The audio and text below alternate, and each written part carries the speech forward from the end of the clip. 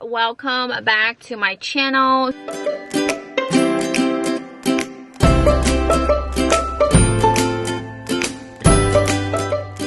Today's video is going to be a Q&A video. I am going to be answering the questions that I received from my Facebook private group. When you cold call and you get buyers who won't provide an email, how do you send them listing? What's your process?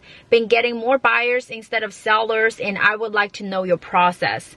So to answer this question, I wanted to make it clear. Usually when I do cold call, I don't really focus on getting buyer leads. But let's say your price point in your area is higher and you don't mind working with buyers. I would say when I talk to the person on the phone, they say, hey, I'm thinking about buying a house. And then I'll say, oh, great. Have you been pre-approved? And they say yes or no. And what my initial goal is to try to schedule a initial meeting in my office. So instead of booking a seller's listing appointment, I'll try to get them to my office. Have you determined what area you're going to be living in? Why don't we do this? Like, do you have a 9 to 5? Why don't you guys come down to my office? In my office, we do have an in-house lender. So I can say, well, we can provide you with different interest rate. If you have any question with the loan process, we have an in-house lender. I can schedule a meeting for you, or you can come to my office. I can show you some inventories and what we have available on the market. So that way, if they do agree to come with you, it's going to benefit you in two ways. One, obviously it's safer for you as women. You don't want to just jump in your car and take a random people to see houses. And two, you can kind of have them sit down and limit the area where they're looking for, and that way you can also get the emails through a in-person meeting. Okay, so for the second question is, what tips do you give to a buyer agent in a low inventory market when competing in a multiple offer situation? That's a really good question, because I know there are a lot of agents who are kind of facing this issue right now because the inventory is so low. I'll give you guys 3 tips. The first tip is to try to network with big listing agent in the area. Sometimes you might get lucky when the listing agent have a coming soon, or they just signed a listing before they put it on MLS.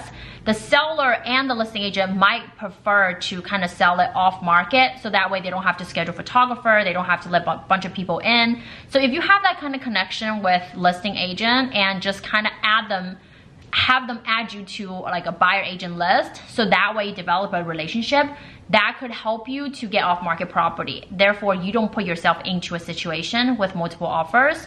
And the second tip I have for you guys is definitely do a CMA before you go to show this house, because once you did a CMA, you know exactly how many days houses are on the market for, how much they can actually settle for. So you have a better understanding of whether if you should push your buyer to make a full asking price, or if it's a multiple offer, like whether it needs to add $20,000 or $30,000 right away. So you sound more, like an expert. And number 3, the tip I have for you guys is to educate your buyer prior. Even before you take them to see the house, you kind of already go through the comps with your buyer, and then have them to be there ASAP. Don't go there on the weekend, try to get there the next day. As soon as they come live on MLS, try to take your buyer and go in there right away. If they decide they love this house, put in an offer right away. If there are contingency that they can waive, let them say waive it.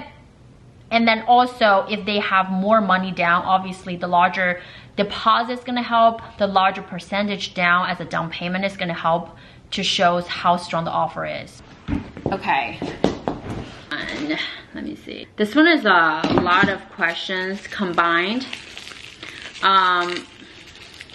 So the first question is, what does your system looks like converting with for sale by owner? Number 1, try to be the first agent you talk to them. Number 2, once you get them on the phone, try to schedule FaceTime. Never argue with for sale by owners on the phone, because they believe they can sell it themselves. And once you completely earn their trust, they will let you be the agent. They will ask you for tips, but before you actually meet them in person on the phone, never argue with them. And the third tip I have for FSBO is right after you talk to them on the phone, the initial phone call right after, I always do 2 things. 1, I send them a business card, text it to them so they know what, like, they will connect the voice and the face together. And then also I send them a follow-up letter. And after the follow-up letter is done, I send them a follow-up letter, a postcard the next week, and I'll call them every other week. So this is my system for sale by owner. And then she said, have you ever worked with expires? If so, what does the process look like? I am not a big fan with expired listing just because expired requires a lot of repeated calling, and also sometimes expired just don't talk to you. Like if you're not the first agent that you caught to talk on expires, usually they will just hung up. They won't really listen to you. You have to say everything so fast within the 3 minutes, otherwise they hung up on you. So it's very different with for sale by owner, because for sale by owner, at least they wanted to talk. They still want to and willing to meet you. But once you do actually schedule the expired, it becomes easier because expired don't really have any objection with discounted broker because they've already listed with a previous broker for 5 or 6%. So most likely you will get a full commission, and if you can get the listing, it usually is easier to sell versus for sale by owner. So I've only took one expired listing and I closed on it last month. I'm not really an expert on expires, so I'm not going to say too much about it in this video. The next question is, have I ever door knocked? And the answer is yes, I have door knocked. I'm not a big fan of door knocking. I actually went to door knock for a bunch of short sale. So in my office, we have agents who specialize in doing short sale listings. And I went there because I was trying to learn. So me and Robbie, one of my coworkers, she was driving. The door is shut. I just saw that the door is open, but there's a screen door right outside the entrance.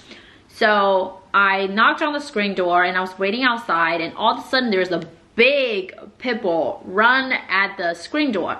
If I wasn't there to hold the screen door closed, that pit bull would come out and it would probably bite me. So it was a very terrifying moment. And then the guy came out, he apologized, and I was like, oh, okay. I clearly forgot about why I was there at the first place. I didn't even ask him if he's thinking about selling because I was just like, I was terrified by the big dog. So I honestly don't think I will ever try door knocking ever again. But I do hear great success from other agents that they've door knocked. And then also because I'm a woman, so I just find I need to take extra precaution if I'm doing door knocking. So I'd rather just, you know, not do it. So currently my main lead source, I will say, is cold calling, YouTube, sphere of influence. Are you done? Sphere of influence, past clients, for sale by owner. I think that will be, and then also like social media. So those will be my, what do you do when you are stuck in a rut or feel like you're doing whatever what you are doing isn't paying off? This is something I feel like I feel that way, especially last year towards the beginning. I remember last year, around this time, me and Steve were calling probably about 1,000 calls a day. Right now, I'm calling maybe like 400 or 500 a day. So I used to be calling 4 to 5 hours. Right now, it's like minimum 2 hours and maybe maximum 3 hours, just because I'm like way busy and I have other things to do. But last year, we're calling so much, right? And we're not really getting business right away. That's kind of when I feel like whatever I'm putting in the work is not paying off. But this year, it's really kind of getting back to me. So if you guys are watching this video, you feel like whatever you're doing, the work is not paying off right away, just see how much work I'm doing and I'm still cold calling. That shows enough to you that prospecting and cold calling actually does work. Okay, I don't want the video to be too long, so one last question. How do you stay motivated to keep calling? I think I stay motivated to keep calling. One big reason is I absolutely love the leads that were provided by cold calling. Like in the area, cold call sellers, they're my absolutely best favorite seller to work with. And the second reason is I stay motivated because I know there are a lot of agents or younger and agents who are watching me on my channel. So by me uploading pretty much one other day, it really keeps me going and keep me accountable. Now that I have a Facebook group where there are a bunch of agents who are part of the group and we post our daily stats. So those are the things that really kept me motivated every day to do what I do. So I'm gonna end the video right here. If you guys like today's Q&A, make sure you comment fortune cookie down below, subscribe to this channel, and I'll talk to you guys in the next one. Bye.